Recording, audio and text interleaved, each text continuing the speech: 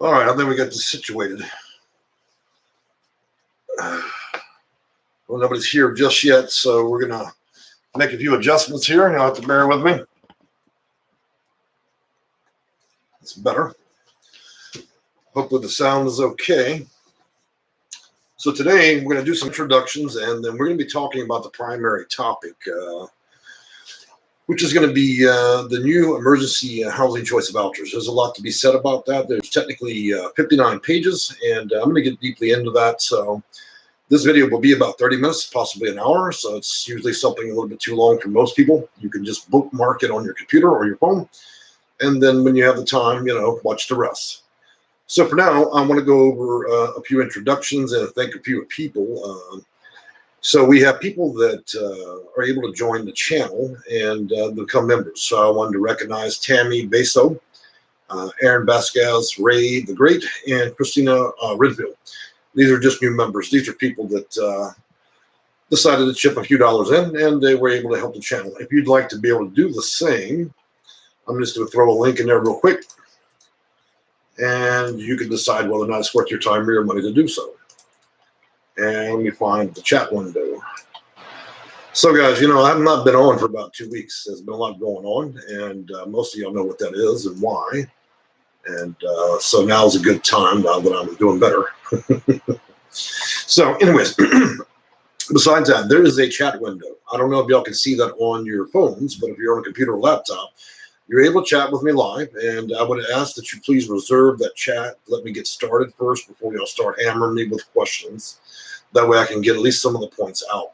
The second half of the video is a lot of me rambling, but it's interesting and fun because you'll learn a lot about me, my personality, and you'll truly understand what it means to me to own Section 8 Consulting and how I feel about all of you and why I've done this for over 20 years and why I've spent 6 years trying to rescue people from shelters, out of the woods, from addiction and many different things, and to get them in a home so their life is improved. Okay, I actually care. I'm not here to make nickels, dimes, and pennies for bullshit on YouTube. I could care less about that. This is unfortunately the only way I can communicate to a larger audience is being on YouTube.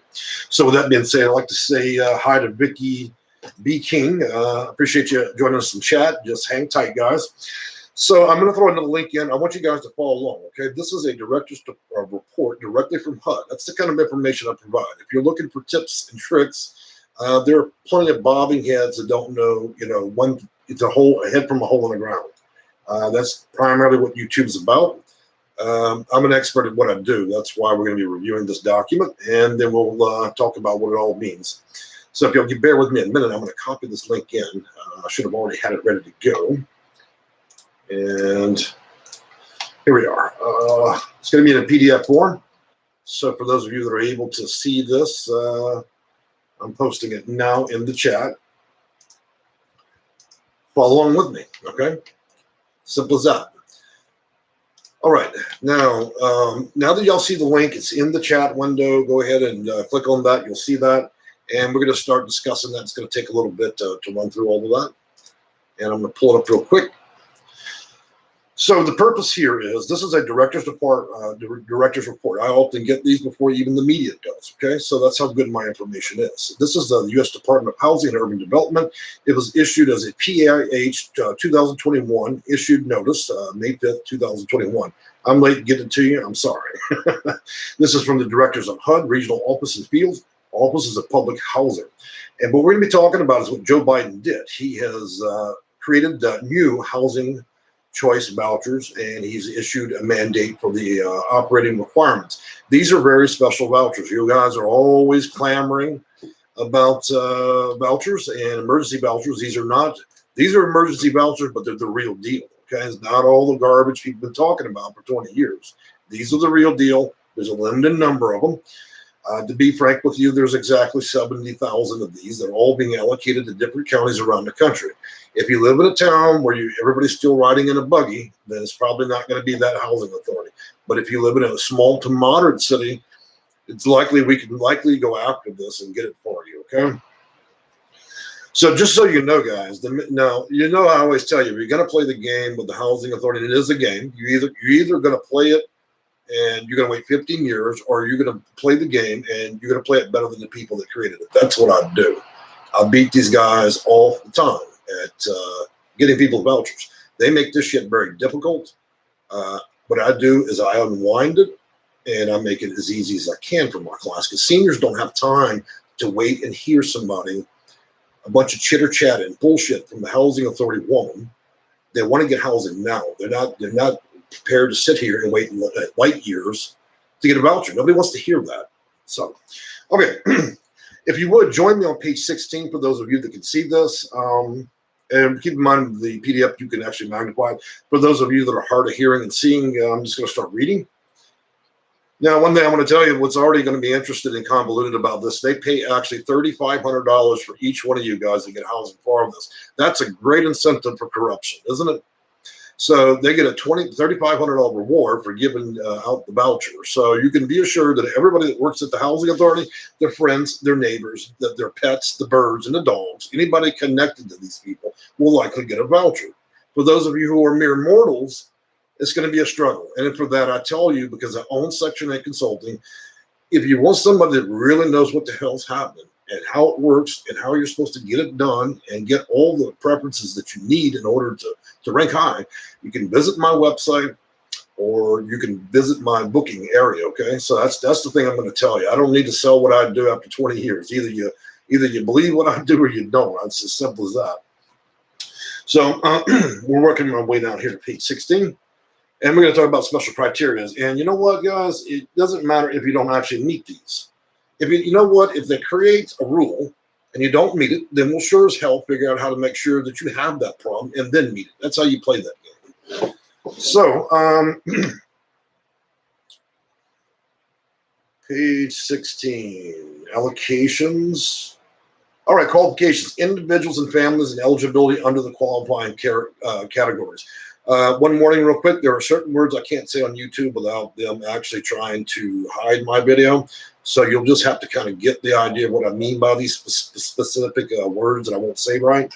So the first one's going to be if you're homeless. Now, under federal law, we know that anybody that slept in their car or outside for greater than 12 months is considered homeless. If you do not have a title to a home, if you have an apartment but you don't have a lease, then who the hell could say you're not homeless? It's simple as that. They shouldn't have written the law if they didn't want a loophole. And I'm good at beating the hell out of loopholes, okay? So it's simple as that. If you don't have a title that you're actually paying on to the bank doesn't hold that mortgage, and you're not at a corporate apartment complex, then who exactly is going to go out there and point a finger and say, oh, I saw her put a key in a doorknob? Look, housing authorities do not have the time, the resources, or manpower to go out and figure out whether or not you're telling the truth. I'm being serious. If you think I'm joking about that, then this is definitely not the video for you. Next up is going to be at risk of homelessness. Those of you imminent, which means you have been served possibly a eviction notice, or you're possibly have received a 3-day notice to vacate. A lot of you guys are being fooled by your landlords. They're printing out garbage off the internet saying 3-day notice. That's not a legally binding document. It's a scare tactic to get you to move out, so they don't need to spend $500 and wait another year to get you out of there. And everybody knows during the pandemic, there's so many evictions happening that even if they file that paperwork, it would take them light years, basically, to get you evicted. So if you leave on your own stupidity because you believe every little bullshit document they tape to your door, you're out your mind. If they tape an eviction, another clever game they'll do is they'll actually go and get a they'll get the eviction filing. They'll fill it out, but they'll never file it. Because in principle, they think that you're so stupid that you would actually buy that's been filed. If you see one on your door, untape it, pick up your cell phone, call the county. Hey, is this been filed? And you're going to learn that a lot of landlords play these games. How do I know that? Because I've got about 200 landlords around the U.S. that hire me to consult on big complexes, 50, 100, and 200 units. I know exactly all the tactics that you can use to get somebody out without ever actually technically dragging them into court. You can get people to leave on a principle if you can trick them into being that stupid. So I'm just warning you. So anyways, homelessness is number one, at risk of homelessness. And there are acceptable areas with that, and there are unacceptable areas with that. If you don't really know what those are, I'm probably not going to cover all of those things in the video. Now, here's the one where I'm not going to be able to tell you the specific name. So if you're fleeing or you're attempting to flee somebody that has harmed you or is harming you in your relationship, we'll leave it at that. If it's a form of, let's just say that somebody's hurting you in a dating situation, if they're doing other things they should not be doing forcibly, then you shouldn't do it. If they're stalking, or if you're involved somehow in human trafficking, then those situations could be applicable. There is a very limited area in which we can use these, okay? You cannot just simply take these big words, the ones that I can't say. That's why I hope you guys are clicking on that link to see this. So you can't just go in, oh, well, you know, I'm this, this, and this. No, well, there's more rules to that, okay? So I'm just giving you the wide open to it. So for those of you that are just joining us, we're talking about Joe Biden. Well, no, we're not talking about Joe Biden. We're talking about emergency vouchers. 70,000 of them have been issued, and they're out there for you guys to get. So the other is going to be recently homeless, and for whom providing rental assistance will prevent the family's homelessness or have high risk of housing instability. A lot of you guys living with family members, you're living in roommate situations, boarding houses, and all kinds of craziness. Look, these vouchers can be gained in a lot of ways. Even if you're already in a lease in a normal place and you've been struggling to get a housing voucher, there's ways to do this, okay? And as I've always preached to you guys, it's your money, but let me tell you something. Most of you would rather go buy beer and cigarettes than actually to pay for a 20-minute consult with me that costs $45. $45 investment to go and probably get a reduction on your rent for a lifetime. But, you know, you'll cringe at the idea of actually paying somebody to help you through that process. Look, you know, I'm not going to press anybody about it. There's 200 videos. You can try to figure it out yourself. You can hire me if you like. Everybody knows my reputation is for regarding this. So, now speaking about these emergency vouchers, so they're already issued out there. The thing is, you guys got to hurry up and get these, okay? Because they're not going to last forever. Now these will be, they say they're going to be available unless there's a new president, they've been rescinded or so on. But I can guarantee you, if you don't jump on this, it will vanish, or it will go to people that actually do not need it. Okay, so that's just the reality of this. So I'm going to leave you guys to read the rest of the 59 pages, okay? And I've got more directors' reports. I've got over 1,300 directors' reports directly from HUD. This is the kind of shit they would hope you'd never see. They prefer you to be fed by the news agency, ABC, NBC, and Fox News and all that. So you only get part of the story and a part of the glamour of it. Now you get to actually see what these people are talking about inside of HUD in Washington, D.C. These are the kind of reports I get, okay? In addition to that, I have about 13,000 manuals for most of the housing authorities around the country, which means I know the rules. I've also got Title 24, so I've got 1,300 pages on that. So I know everything that was ever invented as far as federal regulation and how this should operate. But don't we all wish it worked that way? So I'm going to open up the questions. I just want to cover the basics on this emergency housing voucher. Your best chance of this right now would be to read this and try. If you really want to do it yourself, try and see if you can convince the housing authority to listen to you. Okay, I got to tell you, most of the stuff's pretty complicated.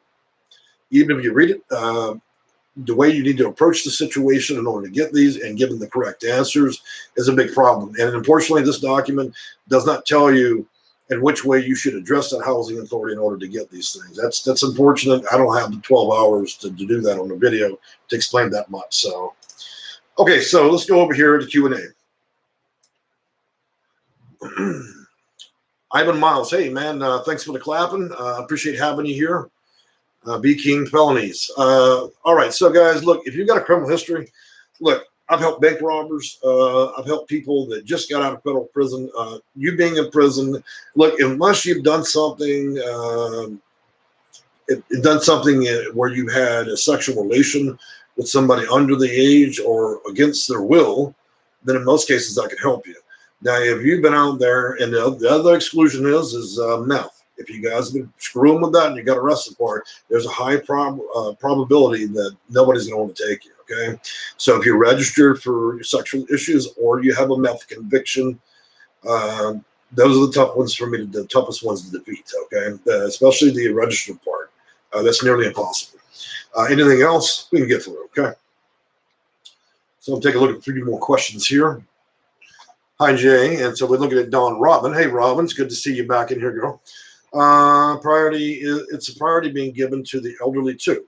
Absolutely. Okay, so just to be clear about these emergency vouchers, the 70,000 that are being issued right now nationwide, it doesn't matter who you are, what color, what age, what your problem is. It's all equally out there, okay? B. King, new assault charge. Well, Mr. King, what I would tell you about that is under CFC housing, a lot of people just got off the chain, off the bus. You know what I mean when I say that, getting off the chain.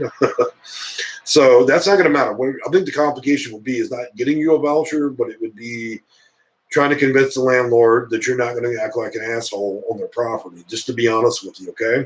So if you just got arrested for messing somebody up, then that could be a potential issue with the landlord if they think that you're going to beat them up or whatever it may be. So I don't know your case.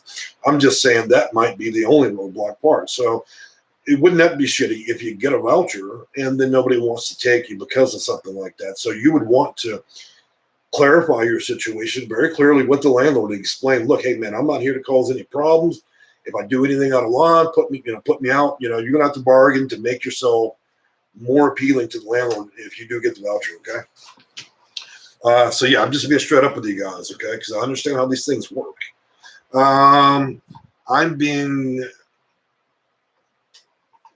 Okay, so I cannot say that, Donna, what you're talking about. So that is an applicable reason to get a voucher. So, we would have to go and apply and see what happens there. Now, let me tell you something, guys. Just because you got a few things off the things I said, you're going to need more than that, okay? It's still, we've got to meet income, a lot of different things. When I'm saying about these emergency vouchers, they can be granted strictly on a factor of whether these people really just like you or not. It's not as tough as it is actually. These are easier to get than it is to actually get an ordinary voucher. But you still have to have that appeal to these people working there. If they don't believe that you're a good candidate, then we're screwed, okay? T. Davis, I have, by the way, it's a comment I'm reading here. I have an apartment for 4 years, currently at risk of homelessness, applied to Texas rent relief, got approved. Funding runs out at the end of the month. Can I qualify? Okay. Now, Mr. Davis, I think that you're not understanding that program in its entirety, okay? Because I helped about 900, let's see, actually more than that. I helped 1,241 people get that same program there between January, February, March, and April. So what they failed to tell you is like telling the truth, but not the whole truth. What they didn't tell you is you can reapply for that every 90 days. And that program runs all the way till 2022. Now, they may have found many clever ways to convince you that that would be the last nickel they're going to give you, but under federal law, that's an impossibility. So if you don't know how to reapply for that, my suggestion is there's a link at the very top of the video there. There's links all over YouTube where you can book an appointment with me, and we can see about getting you another 90 days. So I can teach you the process so you can continue to get that. As long as your situation hasn't changed, we can continue to get rental payments so you don't have to move out or be evicted, okay? Please looking, living in the projects to put me here as a transfer. They backed me in here.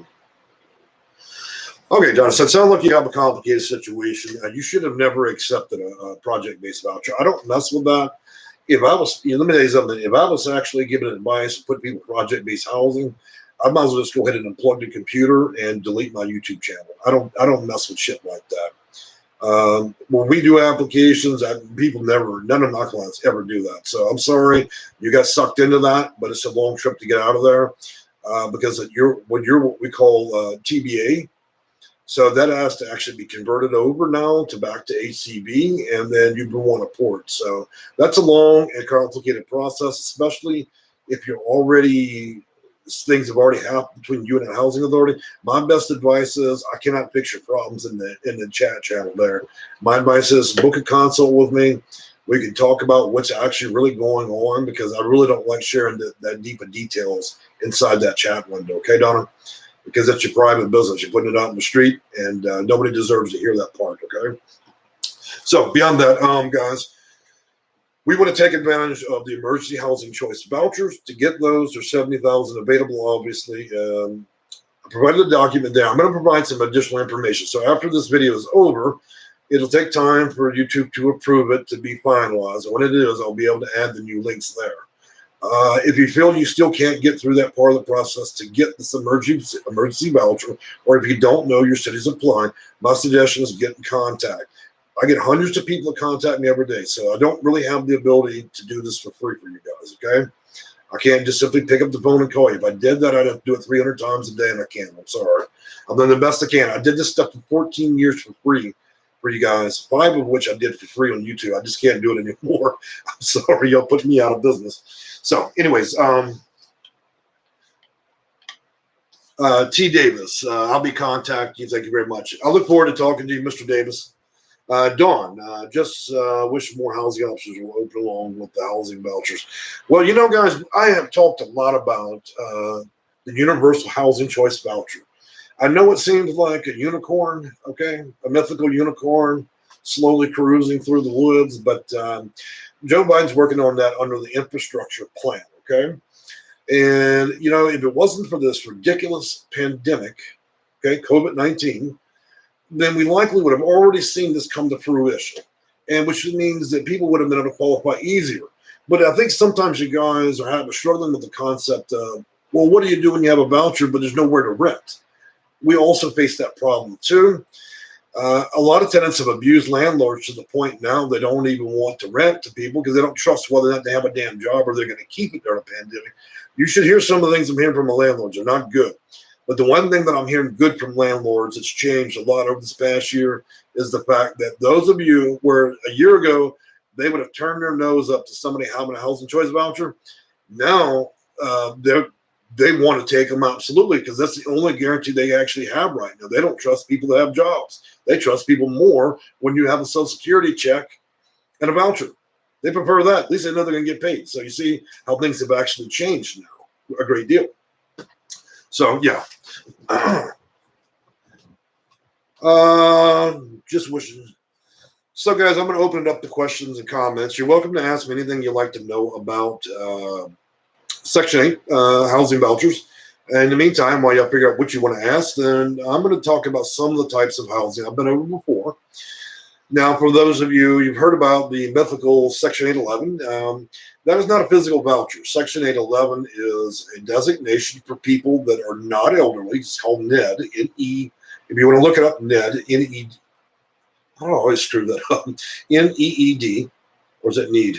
N-E-D-D. I think I've got that right. So anyways, NED. So the Section 811 is a funding level that helps people with a disability receive 100% payment or near, okay? It's a difficult one to get. It's often a county referral. In other words, if you're doing physical therapy or you're receiving mental health help through the county, then you can get a direct referral from your caseworker, your therapist, your psychiatrist, or possibly even the county physician if you're going to a county hospital, okay? That's a bit of a process, and I got to tell you, that's about 6 videos in a row, because you have to be very clever in how you kind of trick these people into giving you Section 811. Now, you can't just walk into the housing and go, oh, by the way, you know, I would like the menu, and I like to choose Section 202. Oh, that one looks good. Can I get Section 811? It doesn't work that way, people. When you go in there, you apply, and then they, in their back office, determine which one of these you're going to get. But the nice part is, if you understand how that system works, then when you, by virtue of your answers on the application, can be persuaded in such a way that it would meet the applicable rule, which would then, in turn, make them consider you for specific types of vouchers or funding. For instance, for those of you that have gone through dating issues, violence, or being hurt, that's VAWA. If you are suffering from HIV or AIDS, then that would be Hopwa, or the Wine Right program. It's a specific type of housing and voucher. You got 202 for the elderly, and elderly has many different definitions. They can technically find you as the elderly at 55 and better. For those of you that don't want to go through dealing with a housing authority and a long waiting list, then we can address what they call subsidized, which is also better known as tenant-based housing. Do not confuse tenant-based housing with project-based. Tenant-based is a safe and perfectly reasonable type of housing. compared to project-based housing. Let me give you a little tip and advice about project-based housing. This is gonna might blow your mind. Look, the reason project-based housing is what it is because the housing authority owns the buildings. The very people that have already mismanaged these vouchers are now buying buildings and have been since the 60s and 70s. They own them and they manage them. And so this is what you get. Okay? When a normal landlord owns something, it's no longer a project-based housing, it's tenants-based housing, and it's normal. When you let a housing authority mangle it up and buy it and then rent it, really what you're doing is you're accepting a discount rent at the county jail. The only difference at the county jail is they own the property and it has no bars. So the minute you anger the people at the housing authority that put you in the project, they just put your ass out.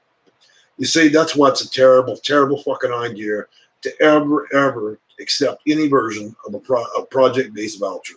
If they offer you that trash, hand it back, thank them profusely, and tell them you'll wait for something better, okay? Because otherwise, you could actually just get free rent at the county jail. It'd be about the same. Y'all all know my feelings about it, and it makes me, and here it is, they're being paid all that money, but yet they managed to create the worst thing that's ever existed. Okay, I could see if this was private landlords creating projects. It's not. It's actually the fucking housing authority doing it. Their mismanagement of it. Suck every dollar out. Let's see how many prostitutes, drug dealers, and whores we can put in there. And then we're going to blend, and then we're going to try to make sure that it's diversified racially. And then, so we're going to mix ordinary people with drug dealers, and we're going to turn this damn thing into something so nasty that nobody's going to want to live within 10 or 20 blocks of that project-based housing. All compliments of your local housing authority because they run it like Taco Bell. So if you're from the housing authority, you're watching my video, you're welcome to call me, put me on speakerphone anytime you want. We can go toe-to-toe, head-to-head any day. I bet I can outdo you in every single menu you have. I bet I know more than even you people in your back office. So that's a direct challenge to any housing authority in the United States. If you want to go, take a turn with me, book a consult. We'll do it. In the end, I think what you'll find out is I know a hell of a lot more than you guys do. And I also know where you get your manuals. So, and I've got plenty of those. Moving on. So, yeah. So, you know what, man? I should not talk about housing authorities so much because it makes my blood boil. Okay. That's when you really get to see the human side of me because I can't stand that. To have people be abused. So you're already low income. You're already put out. You're already sick of life. And then what are we going to do? We're going to stuff you in some trashy housing. That angers me beyond belief. I've got disabled people. They're just sticking people in there like they're garbage. And it really just upsets me. So anyways, let's go back to the emergency voucher.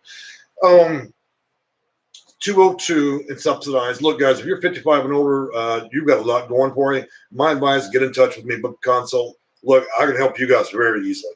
If you're a college student, do not be discouraged, okay?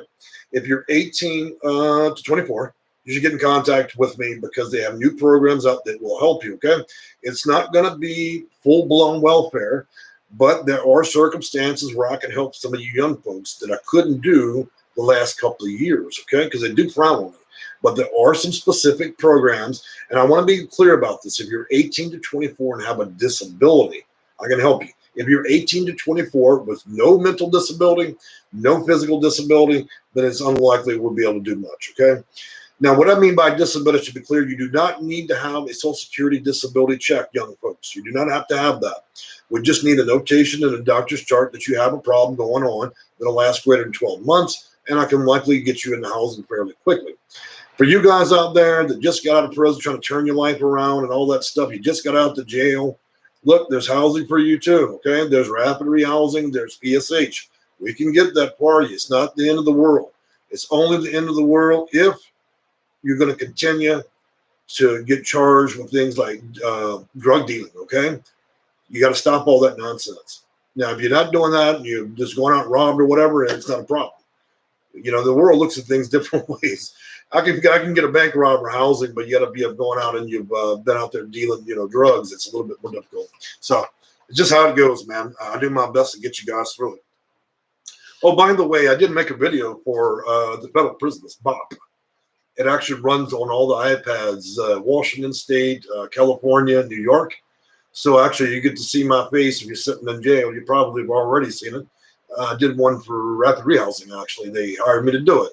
So I must be good at what I'm doing at the federal prison system, and half the country's county jails that have tablets in them now, I'd actually allow my videos to go in there, okay? So they hired me specifically to do that. So I must know what I'm doing if the state and the county allows me to do that, okay? So let's go on. The worst state HUD authority. Okay, so T-bone steak. All right, well, I already like T-bone steak, man. I got to tell you, I pick up about 4 of those every week. That's probably why my face is so big, like a bowling ball. I tend to eat too many steaks. But you think about this, man. You can buy a $16 T-bone, right? Or you can go to McDonald's and you can get the super size plus the drink and a nugget, and you spend $16.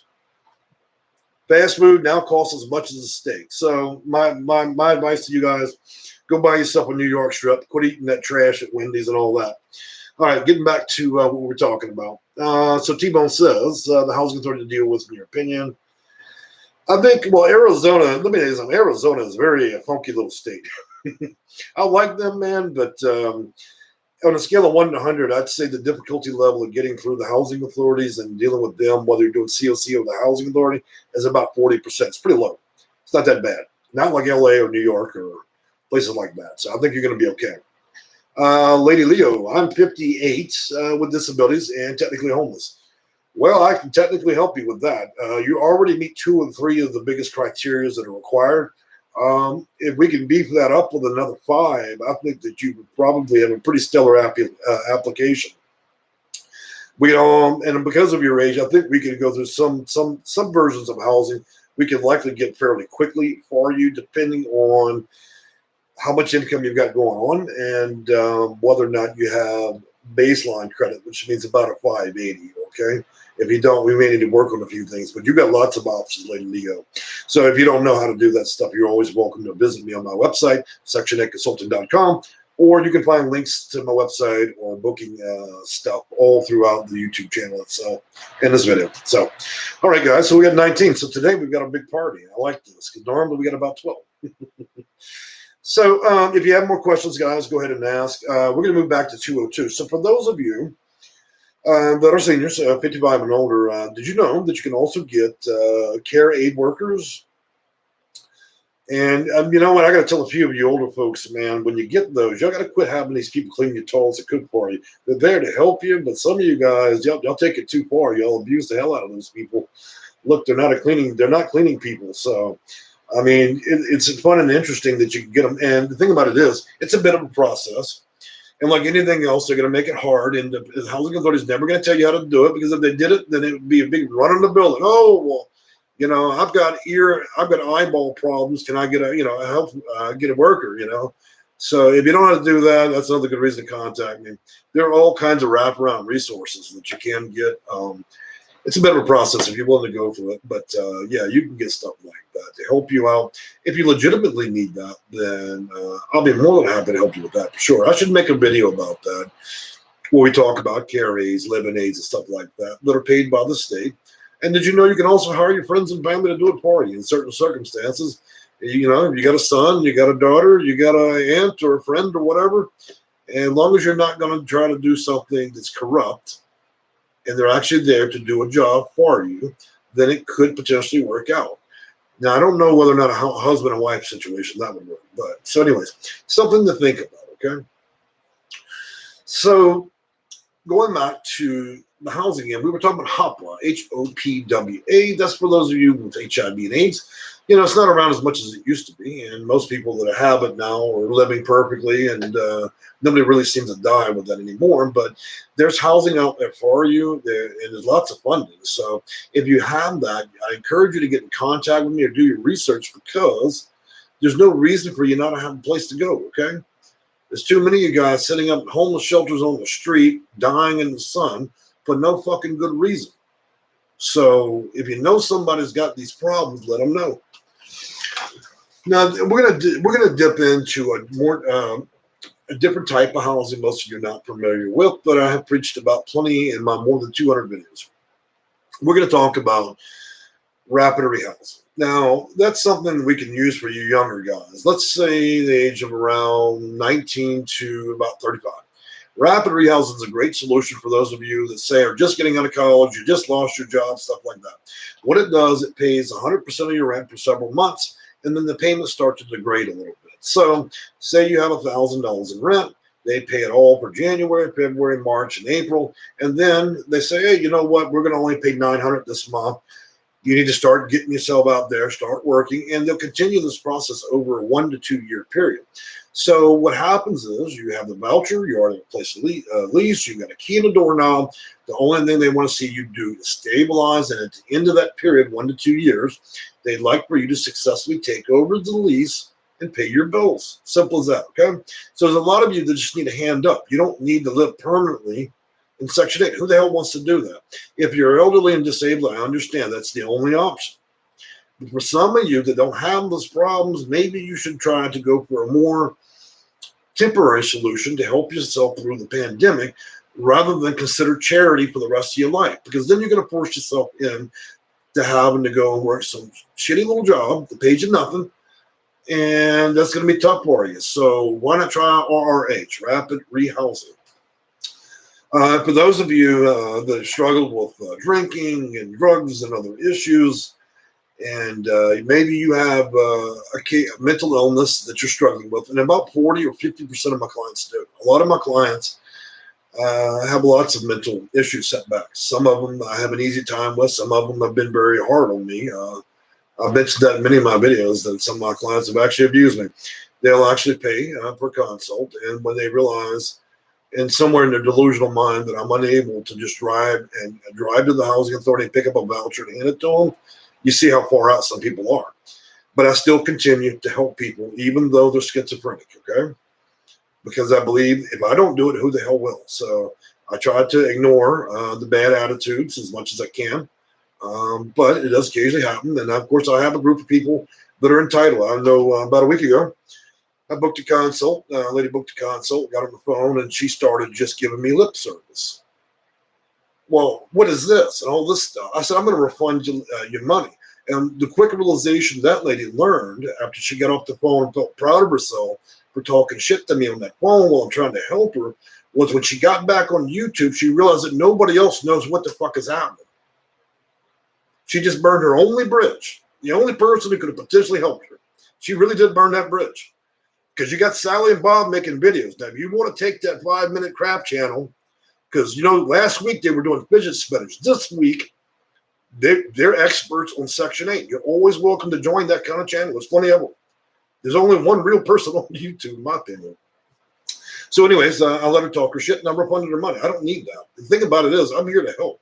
It's not about $45 on a phone call. It's trying to get people out of the woods, out of the homeless shelters and other things, and fix their life. It's not about me becoming a millionaire. Then wouldn't that be the stupidest plan ever for me to grow up and say, oh, God, I want to be a Section 8 consultant.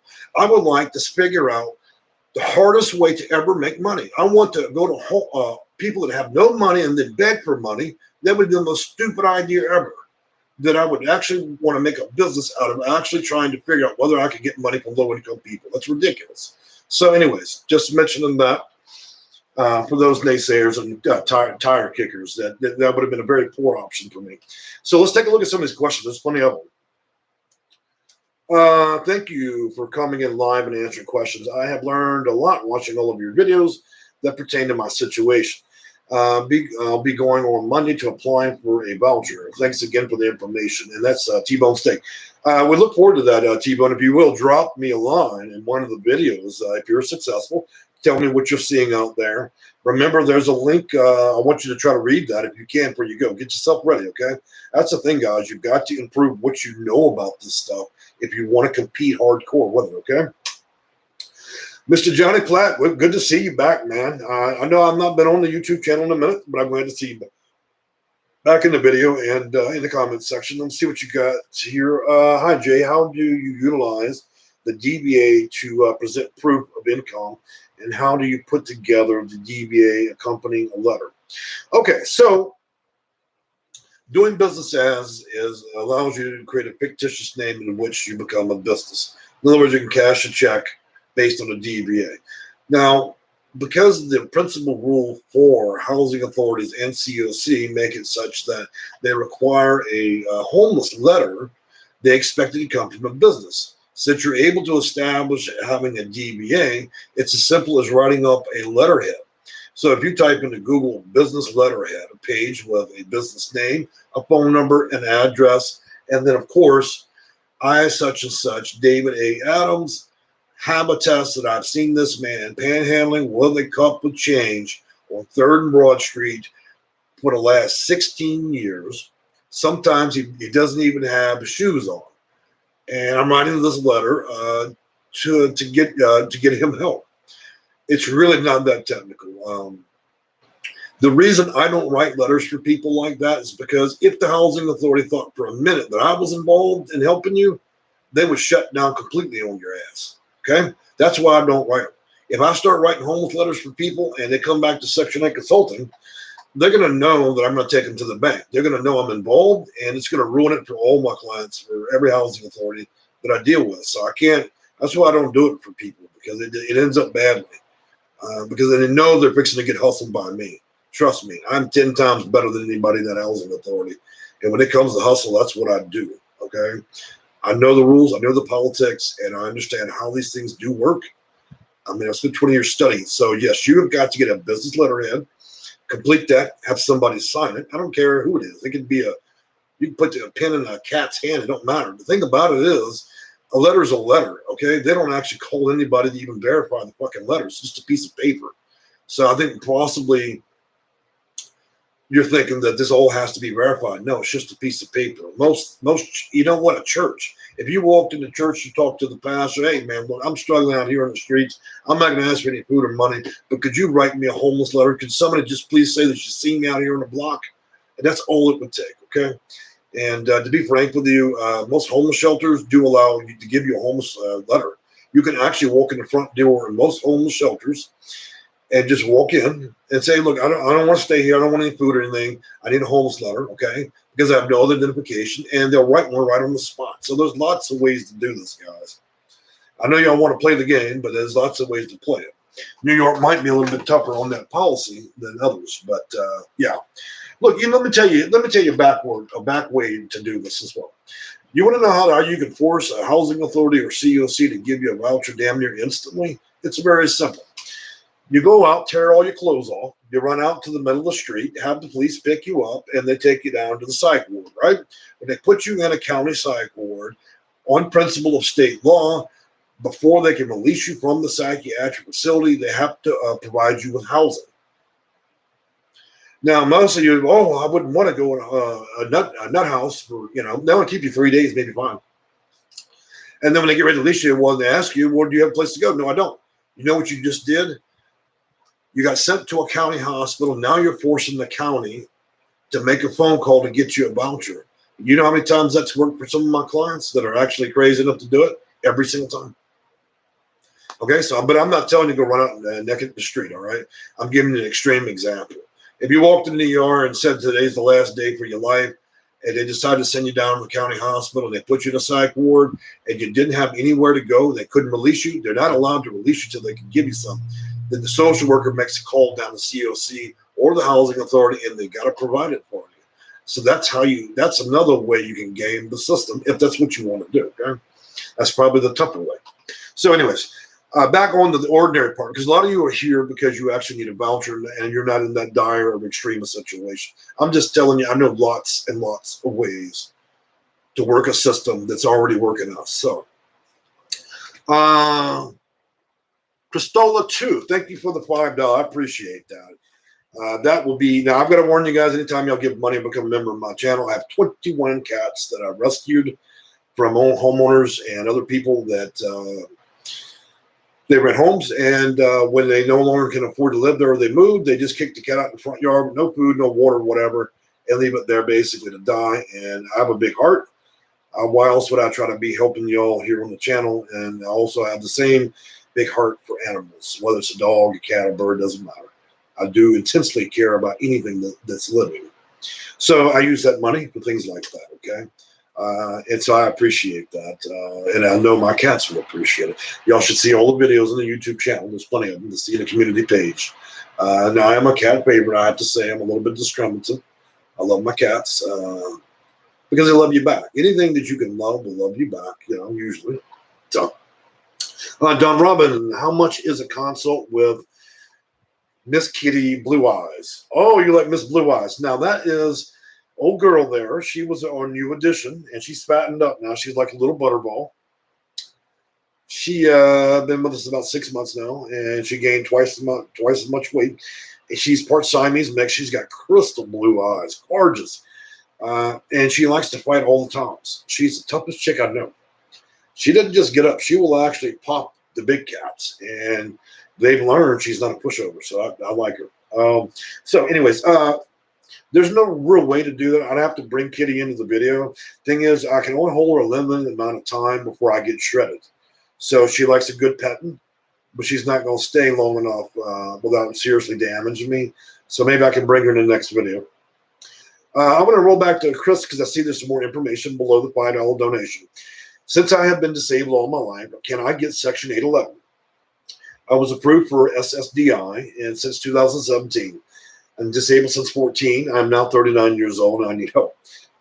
Okay, so you fed me a little bit of information. So far, what you have fed me about your case does head that direction. But we would have to have, we would need to go over quite a bit of information to make sure you have everything in place. So talking about DV, homelessness, veteran status, age, we need to talk about the types of disabilities you have, preference.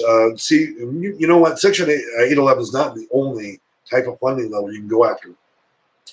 We could also get you a special use voucher, okay? Those are granted under special conditions.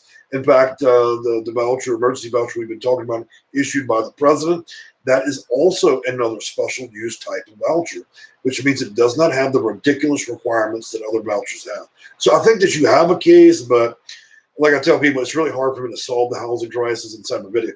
I would book a consult if you're unsure. I'm pretty sure we can get something worked out.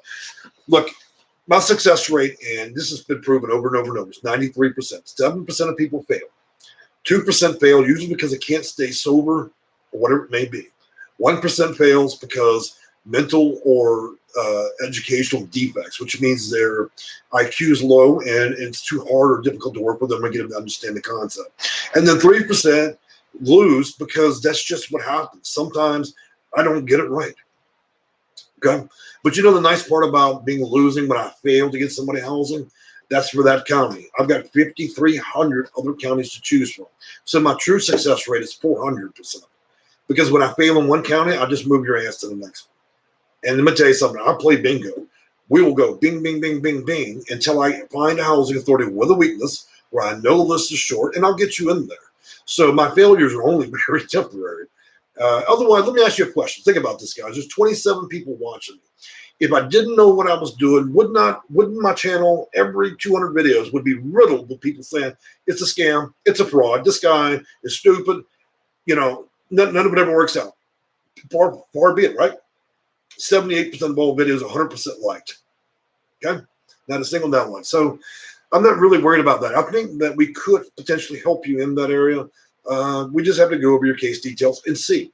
Also, we need to see with the housing authority and whether you're in a big metropolitan area. And so there's special preferences to consider, the city to consider, whether or not it's open or closed waiting list, of course, the age. They just re-added now for certain people, American Indian, African American, and some types of Samoan, if I got that right, have some preferential scoring for vouchers, which means they get consideration. So there are new elements coming into the picture right now. Let me take on a few more questions. Hi. So this is going to be OG Shawana. I believe I said that right, or hopefully I did. I finally caught one of your videos live. I'm 23. I've been applying for Section 8 since 2017 and always got denied, and finally got accepted for the waiting list. They sent me a Section 8 voucher out. Okay, so you just defeated one of the toughest parts there. You stuck with it. You didn't say fuck it. You didn't give up, okay? That's what a lot of people do, and you didn't give up. So the fruit of your labor is simply this. You've now been accepted, which means they can no longer ever deny you, okay? That means you've successfully made entry into the program. Now, the second part here is what did you really give them the best answers you could have? Because, there are preferences they're going to look at to see how high or low on that list you're going to go. If you didn't give them a really good set of answers for get preferences, then what would happen there is we would want to update the application. What I do with a lot of clients, to be frank with you, and this is not illegal, I tell them to go online. I tell them to fill out the application, don't submit it, record it, send it to me, and then I'll correct the answers. Like I tell you guys, if you don't have the problem, then go out there and invent it, okay?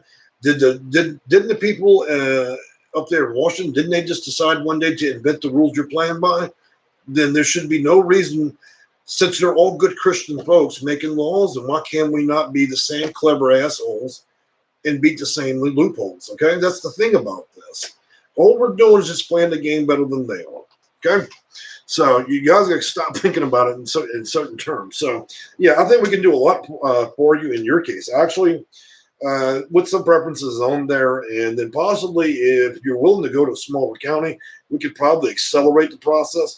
If you're willing to survive a 12-month lease in one county over, it can always port you back into that city at a later point. Sometimes you guys have to get away from the family, go live in a smaller county for just 12 months. Once you successfully do that, then I can port you directly back in, and you can do all the big city living you want. Okay, so we got Crystal 2 again. Social anxiety, depression, colitis, hernia, and agoraphobia. So I see 2 of them there that are automatic qualifiers. Okay, so you did meet one of the 9 aspects on the chart. It would need to be access depression number 2, and I believe agoraphobia, hernia. That should be 1. Now, when they look at disabilities that are not pre-qualifiers, they do look at whether or not it affects your seeing, your hearing, your ability to communicate or speak, your mobility and how you move around. It also affects the mind, whether it's mentally or whether it's developmentally, okay, which means your learning ability. Now, you don't ever want to let a housing authority decide A or B with you, okay? You want to get a diagnosis where it's guaranteed by law that if you're bipolar, they have to give you the disability requirement. If you give them a diagnosis of something where they're in charge of deciding, they're always going to go in favor of themselves and deny you on the disability points of that, okay? That's what I tell my class. Don't ever leave it up to Sally on the phone in the housing authority. What you want to do is make sure you have the right kind of disability when you go in there and you apply. That way there's no denying. They may hate your guts for having them, but tough shit. Once the score is entered in the HMIS system, it's an algorithm, baby, and it doesn't care what color you are or what age. That algorithm is not racist. It only looks at whether you score or you don't. So let's take a look at some more questions here. T-Bone Steak, Samoan Pacific Islander to be exact. Okay, so you got preferences. You got preferences there we can utilize. Be nice if we could send you down to Hawaii if you're not already there, because I bet you we could get you housing down real quick. Stephanie Hughes, glad to finally catch you on one of your lives. Well, I'm kind of erratic with this stuff. I run 2 businesses, and I have to be in the mood to talk. Like, I'm in the mood now. I feel good about talking with y'all and sharing information. And if I'm just making videos because I'm struggling, or I'm here because I'd like to make $6 in money off of some crazy ads, then I'm doing it for the wrong reason. So I like to come on here when I'm inspired to be able to give you the best information I can. And so tonight's one of those nights. Look, most of the time you'll catch me around 6 or 7 o'clock Central Standard Texas time on Tuesdays, Thursdays, or sometime during the weekends. Kind of a surprise. But if you sign up, subscribe, you'll get an instant email notification in most cases, okay? If you want to catch me that way. So I'm going to move on. Thanks for providing helpful information. Can you file for Section 8 if married or but separate? You can file Section 8 if you're gay, you're straight, you're married. It don't matter, okay? What's going to matter is whether or not the person you're marrying, how much income are they bringing into that? Or they're going to completely screw up your application. That's what's going to matter. Maybe you want to stay friends a little longer, Sometimes it's advisable to just let the person not marry them, get them on your application, live as friends until they get their applications approved. And once you're both Section 8 recipients, then you can combine the household. It's all about being clever in this stuff, if you do it the wrong way. The thing is, you got to get the key and the lease first before you start doing major changes like, I'm going to get me a housing. I'm due to go get my voucher. Next week, I'm going to go get an apartment, and I'm also going to get married. Now, you need to get the key, the lease, be living in the apartment where they can't put you out. Then you can start making those big changes, okay? Say you got long-lost children that don't like you. Now they like you. You don't tell the housing authority before they hand you the voucher, I'm fixing to add 19 children to the house. No, you wait till you move in, and then you say, hey, tough shit. Law says you're going to let these kids in, so you got till next week. That's how you have to play the game. So moving on. Let's see. Just hope it doesn't take years to hear something. Well, let's think about how this actually does work in principle when it comes to housing authorities and vouchers. They get a certain amount of money every month and a certain amount of allocation every year. You got a long list of people. About 80 to 90% of that list are simply people that feel entitled. What I mean by entitled is they're simply low income. They have no problem other than just simply being low income, uninspired and low income. That is it. Those people will wait forever. Okay? They have no chance in hell. Now, for that 10% of people that apply, that are disabled, that are old, that are domestic violence victims, that have HIV and other issues and other preferences, those are the people that go from number 10,000 up to number 200 to number 300. And then when you let me mess with your application, I really jack you up there, okay? You ever wonder why you get on a list? Let's say you're sitting on 10,000 people on a list. You've been sitting there and it's been 11 years, right? And you go to log in and you just can't figure out how you moved 100 spots down. It's simple. 100 new people with more problems than you just entered the system. So your little voucher spot just got shot further down. It's like a balloon that keeps expanding. Every year that goes by, you don't get the voucher, the farther you fucking dive down the list. For those of you that have 2 or 3 more criterias, you keep rising. More people enter the system. The people that are only low income get pushed further down until it just one day, around 99, now when you're in your coffin, you'll somebody knock on the lid and say, hey, we got you a voucher. It's no joke. It can go that long. And this pandemic is really compounding the problem 5x. We had, 11 million evictions around the country. So now we have people that were formerly middle class that are zero class now. We've got the whole economy has been crushed because landlords can't pay their mortgages, renters can't pay their rent, and everybody's being evicted. It's just a huge tidal wave, but people don't know where to go. The homeless shelters are closed because you can't have nobody breathing on each other. There's nowhere to go, nowhere to live. And then what happens is I get a huge spike on my YouTube channel. Desperate people. Well, hey, my clients are still getting housing. I don't know what the hell else anybody else is doing on YouTube, but I know what's going on with me and my clients. Talked with a lady today. We're fixing to hammer 7 different housing authorities. When I get through with her process, I guarantee you one thing will happen. She'll be getting a voucher because I don't play around with this stuff. I didn't just spend 20 years reading over 1 million pages of legislation, employee operations guide, data manuals, reading county housing authority, going to Nana McKay, which write a subcontract demands for the housing authority. I've got their whole fucking library. So I didn't just waste 20 years of my life to come over here and be a fidget spinner channel 1 minute and then give you advice the next. I know what I'm doing, people. I know it, and I know it well. So I think we got an excellent chance with that. So I think the reality is, I don't think you have to wait forever, but we may need to push you down to a different county where the list is shorter and then give you more preferences, and that way you'll pick up that voucher quicker. We also try to address getting a special use. If you have applicable issues, we could also deal with possibly HPD. We can also use that one. So there's in total 100, I think about 138 funding levels. So there's all different ways. You know, when you guys call me, we do consults, you'll talk to me. As you're talking and talking into my ear, I'm listening. And you know what I'm doing in my mind? I'm rolling through all 138 programs, all the funding levels. And I'm sitting there and I'm narrowing them down. Okay, she's this, she's not that, she's this. I know she's smart enough to be able to handle get this type of housing.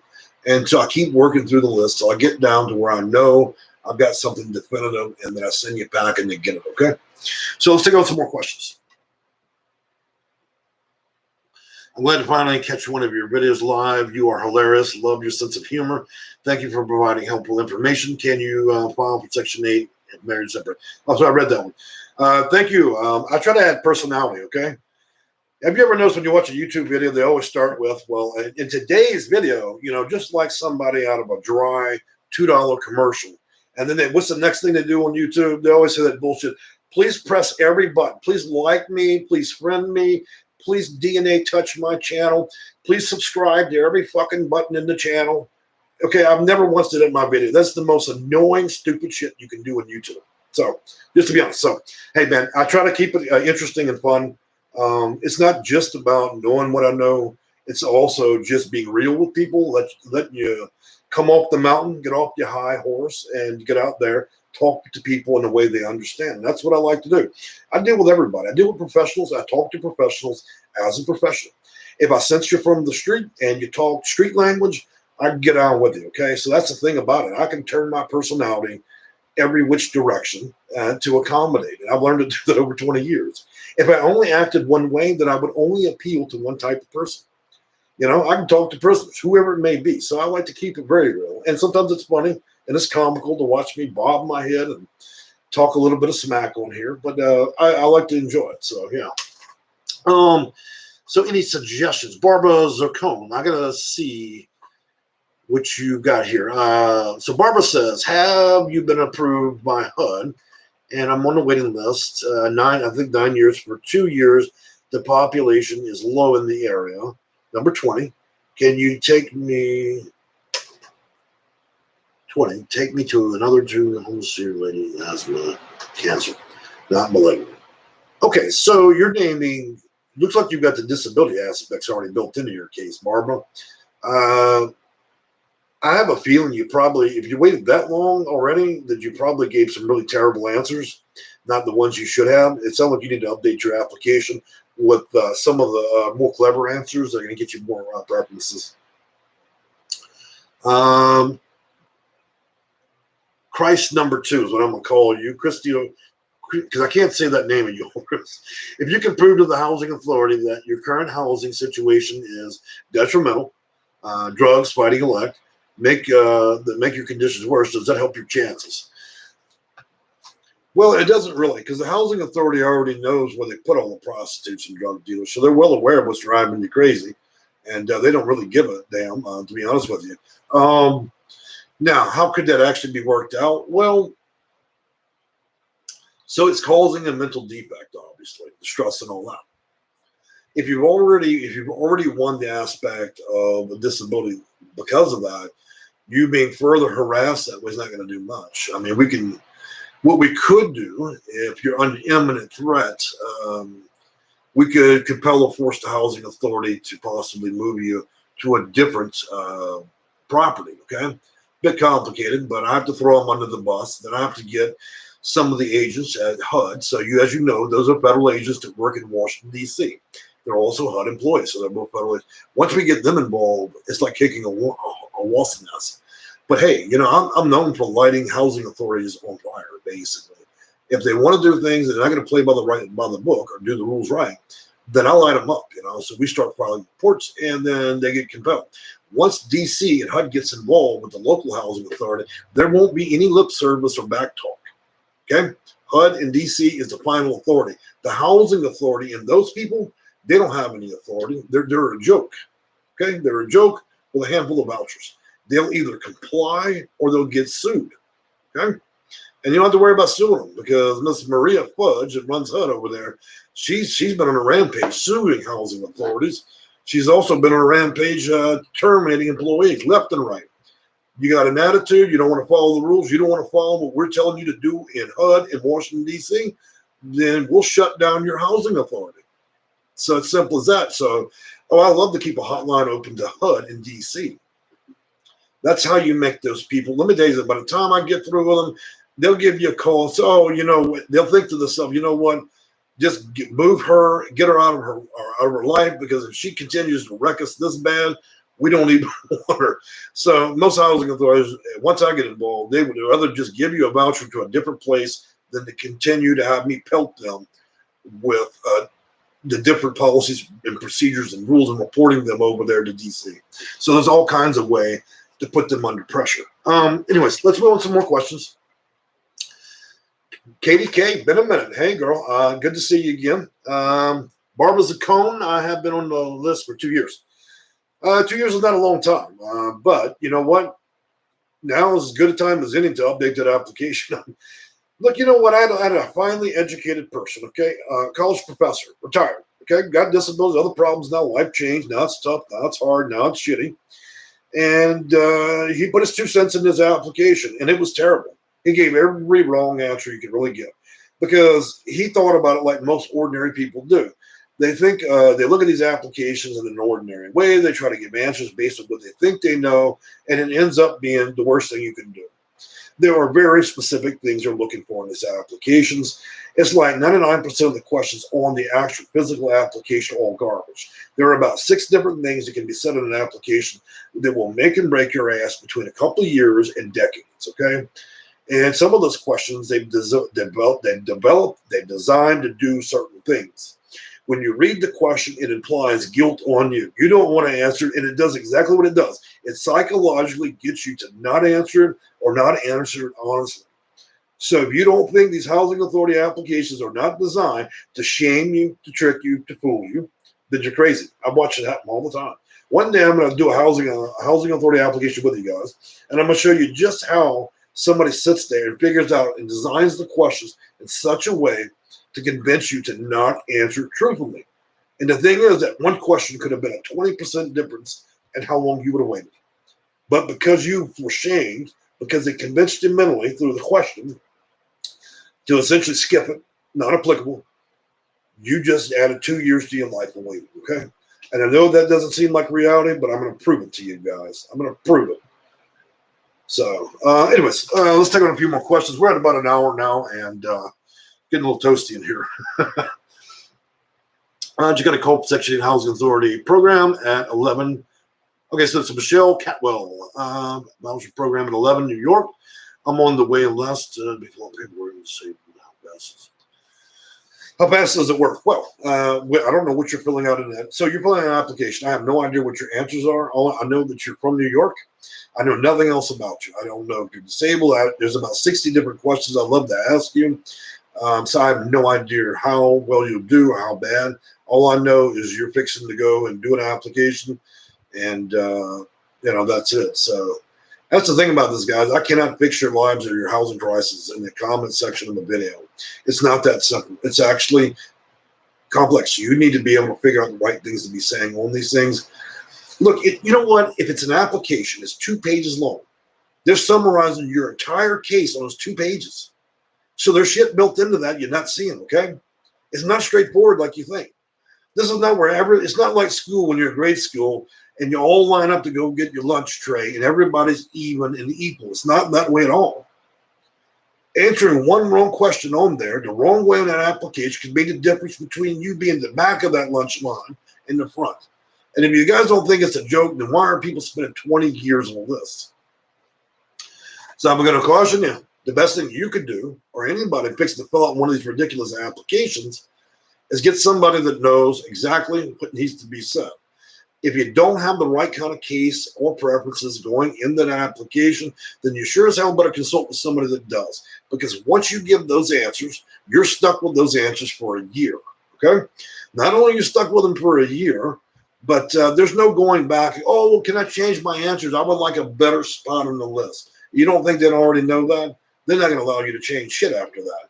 Everybody, of course, is disappointed when they discover, well, your minimum waiting time will be 10 years. Oh, by the way, another thing, guys, you call the housing authority, you give them this long, sad story, oh, I'm about to be thrown out, and what does the nasty lady on the phone say to you? Well, the list is 10 years. What does that invoke into you?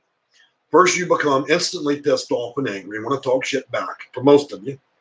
Number 2, it does exactly what it psychologically is supposed to do, what they're trained to do. They just discourage you. And what do you really do? Think about what most humans would do. They hang the fuck up. It's simple. So they train their employees literally in almost every phase of all this process to get you to quit. Was there any evidence that she says it's 10 years long? Is there any evidence there's any truth in that? Nope, you just took her own word for it. So it's like being beat up by the police, but then you're going to go straight to the police department and report them, right? You guys are looking for answers about HUD, but you're going to the same assholes that are trying to screw you. Doesn't make any sense to me.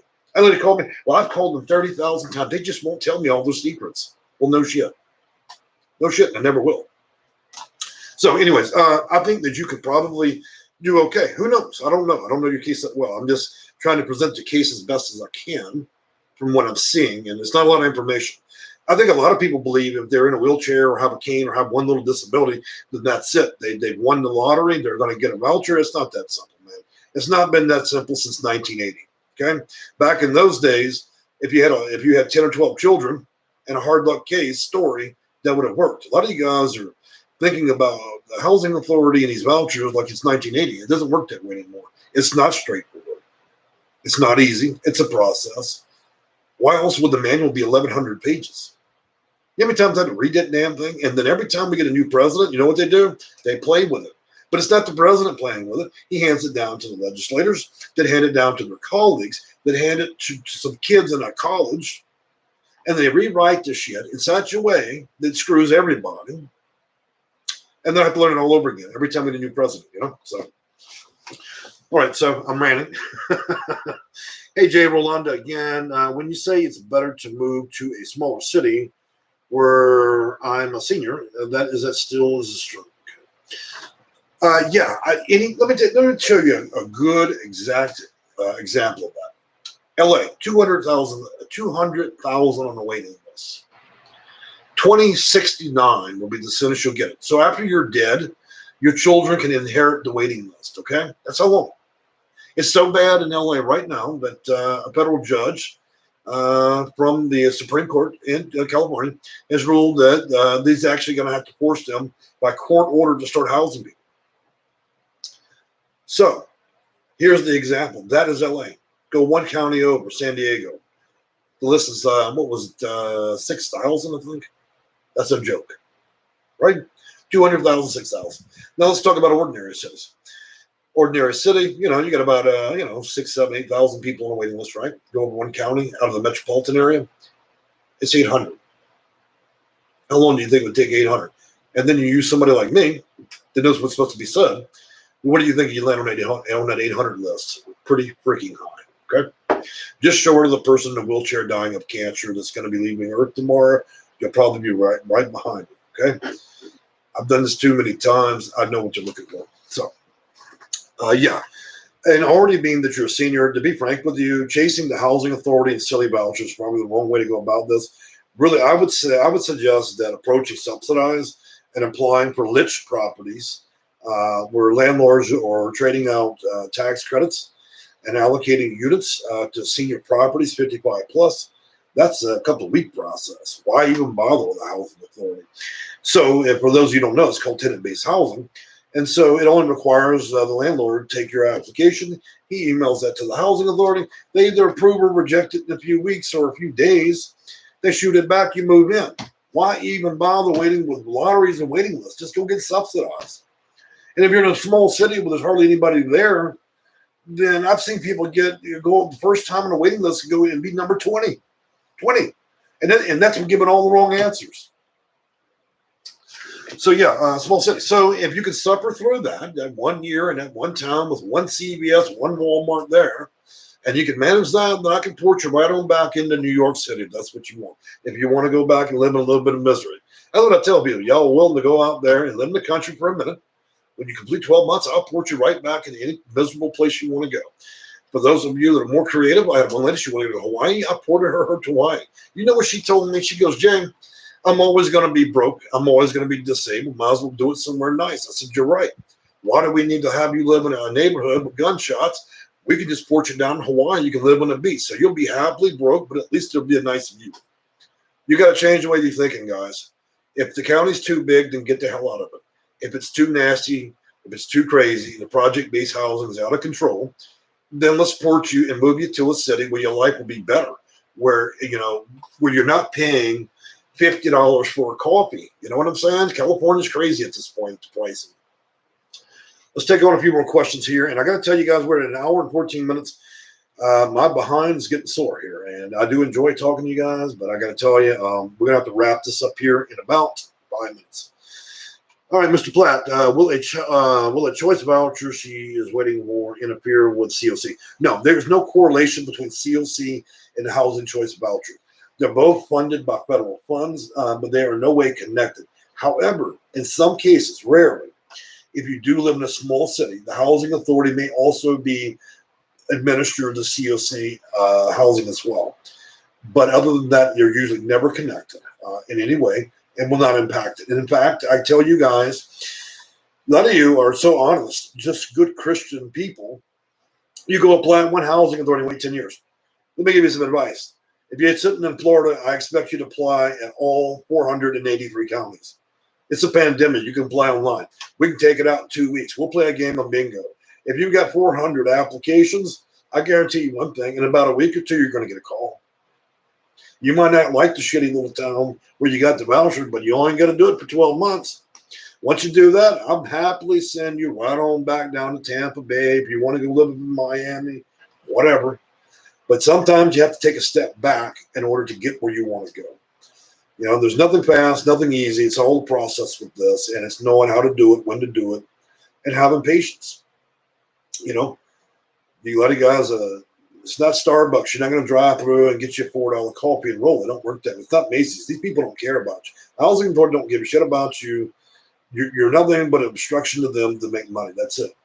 They run these shitty little buildings. They have people with bad attitudes. Housing authorities are notorious for having undereducated, bad attitude people there, period. Have you ever heard of a housing authority employee win an award for personality? Most of them have attitude and don't give a damn about you, your cat, your grandmother. You can all die. They can give a shit. Now, anybody don't believe that, they're disillusioned, because I know exactly that. And let me tell you, I know that because I've talked to how many housing authority employees around this country have come to this channel, privately emailed me, given me the entire manuals for the entire housing authority, okay? The whole thing. Because they're so sick to death and they hate their job that they would find it easier, more retribution to turn over everything, expose their entire housing authority system to me to help other people than for them to remain at that job. You know how many times I've had an attorney's contact me about this stuff? So, yeah, there's a great deal more about this than even I let on when it comes to these vouchers. Sonia, good to see you. From San Diego, California. I'll move wherever you say. Well, that's a good damn way to play that game. Yes. And so, Sonia, I would suggest, look, guys, if you're looking for suggestions, place to move, Texas is good. Cheap, high employment rates. It's hot as hell out of here. I live here. Okay. You got Houston, Dallas, San Antonio, all that. Another place you can go live is Oregon and Washington. They're very liberal places. So if you're a super Christian or whatever it may be, you might not enjoy that. But look, let me tell you something. The system is good there. Most of the Midwest. What you don't want to do is Louisiana, where I'm originally from. Louisiana, Mississippi, Alabama. We all know why. Okay, too backwoods, too broke. People out there are broke. They're good people, but they're broke. A lot of problems, criminals, things like that. I call it the dirty South. I grew up in it. I know what it is. That's why I left it. Florida is getting to where it's too packed. You know what? A lot of you guys talk shit about California, and Florida is going to be the very next place that's going to turn into a California. There's so many people there. I've been watching now for about 10 years. The state is becoming too many people, and it's on the same path as California right now. And you know where the third one's coming in, Texas. Yeah, so I'm just warning you, that's not a great place. Georgia is 50-50. South Carolina and the upper East Coast, forget that. And forget New York, Washington, all those places up there in the East Coast, forget that. Your quality of life and what you're going to pay to live like shit is not worth it, okay? Unless you just want to be near your kids or your family, it's not worth it for something like that. Shocked. So we got a few more here. Jennifer playing up where around me in California has nothing. Well, it sounds like a statement, but I would agree with you. Yeah, there's not a lot happening in California.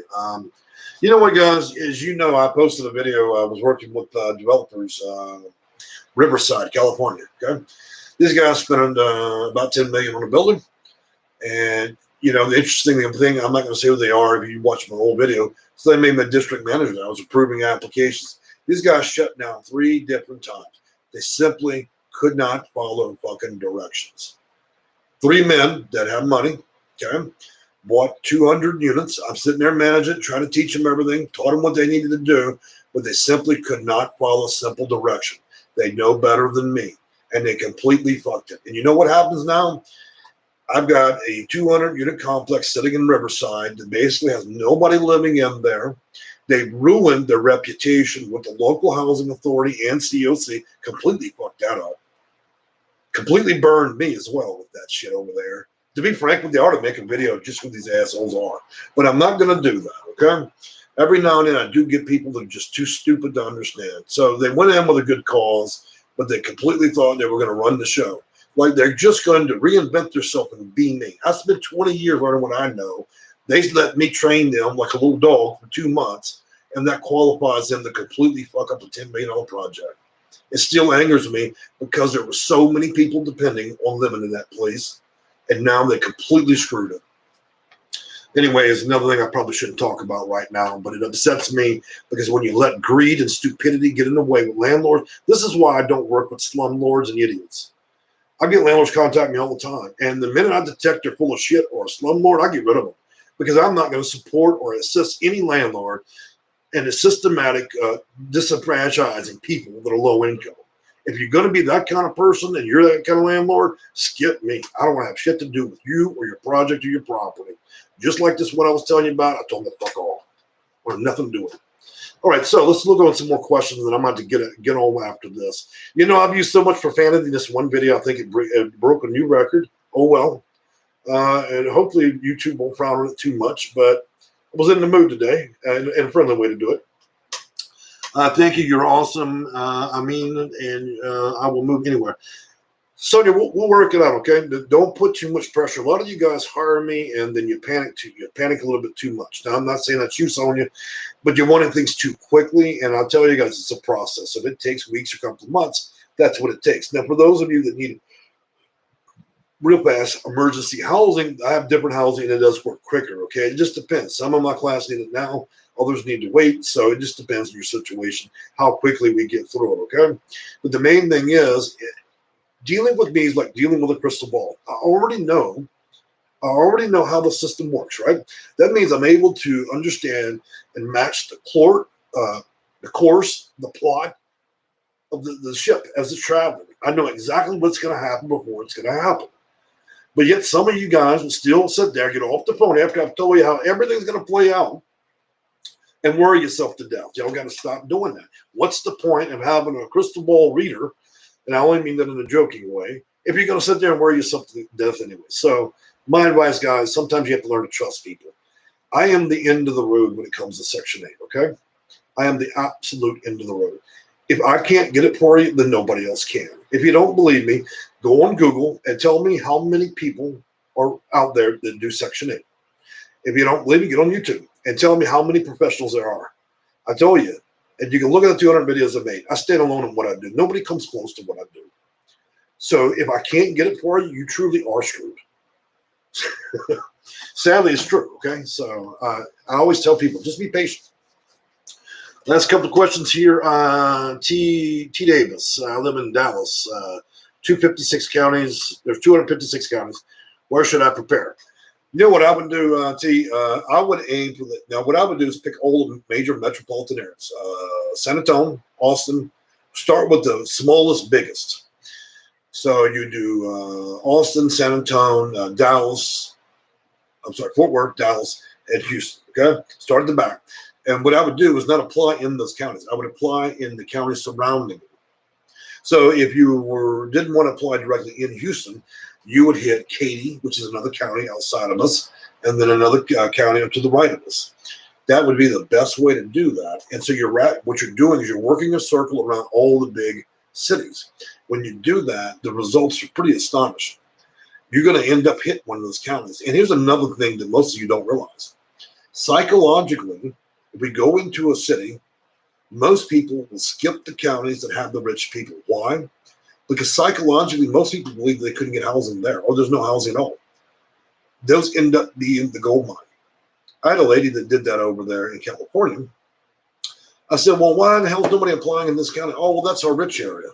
She got her voucher 6 days later. You've got to stop. You got to think out the box with this. When you think you can't get a voucher, when you think you're not good enough to be there and they're too rich, that's exactly where I'll get you a voucher in minutes. So it's not me getting you a voucher and you don't get it in minutes. I'm only giving an extreme example, just to be clear, because some of you will believe anything you hear. So what I'm saying is you could probably get it quicker. In a state, it happens all the time. I know in Iowa, it was actually Iowa, I believe. 3 different counties, man. I mean, she had, I think it was 3 different calls in 3 weeks.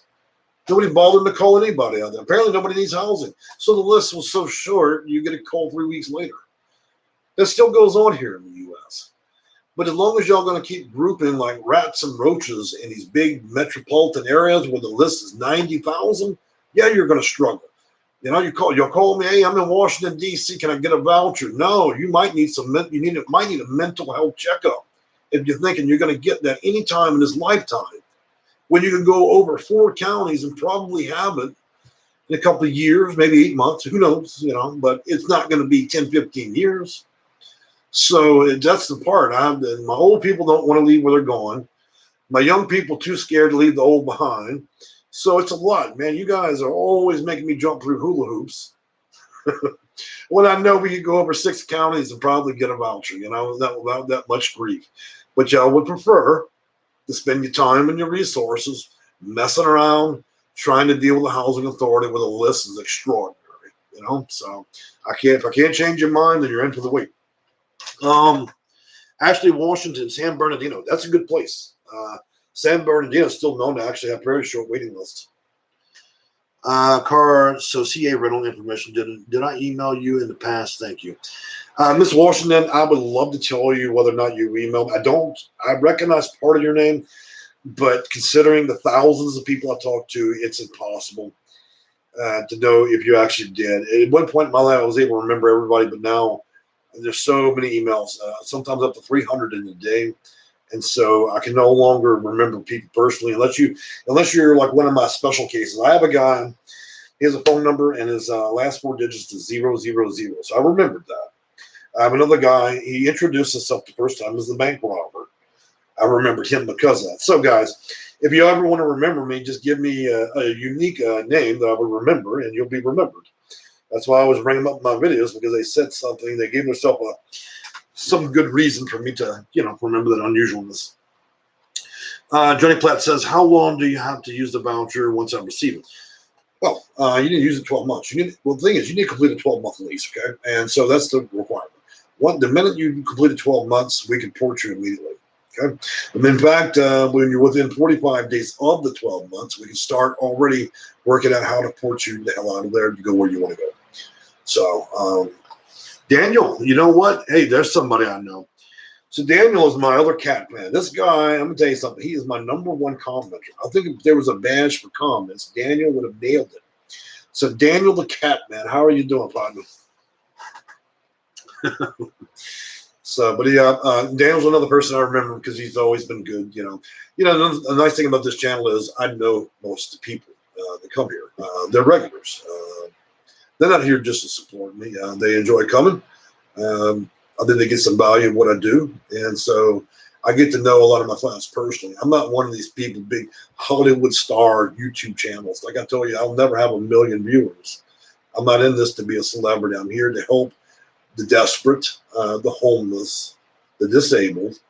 And that's the mission of all this. It's not about celebrity, making ad money and other garbage like that. So that is the true mission of the statement. That's how I'm going to leave this world, is by saving as many cats and dogs as I can and helping as many disabled, young and old, get into housing. If that's what I have to leave this world doing, then I've done the best thing I can. And if I have to sell everything I own in order to make that happen, I will. I will leave this world with as little as possible if it means that somebody can have a home. You guys have got to rethink what it means to be a human. And sometimes I feel sad that I have to give people lessons like that, because so many of you have forgotten the quality of what it means to be a human and to care about people. And if I didn't truly care about you guys, I wouldn't waste my time with all this stuff. Why would anybody do it? Look, I have 7,000 subscribers. I don't really make that much money from doing these YouTube videos. So there's only really one reason I would be here, and that's because I actually do care. I mentioned maybe a week ago, I was left in tears several times. It was a tough week, and there's nothing worse than hearing about seniors and their pets being put on the sidewalk, losing everything they've ever known, not a chance in hell of getting housing.